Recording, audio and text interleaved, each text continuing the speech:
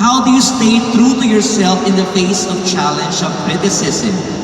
How do you stay true to yourself in the face of challenge or criticism? Well, thank you very much for that wonderful question. You know what? I always been criticized. Why? Because I am a person who have a speech deficiency. And through that, they criticize me the way I speak. Because the way I speak, sometimes I cannot say what I want clearly in my thought. Sometimes people mock the way I speak. Sometimes they laugh the way I speak. Yes, this is my weakness. Yes, this is my negativity. And yes, they criticize me and bully me the way I speak.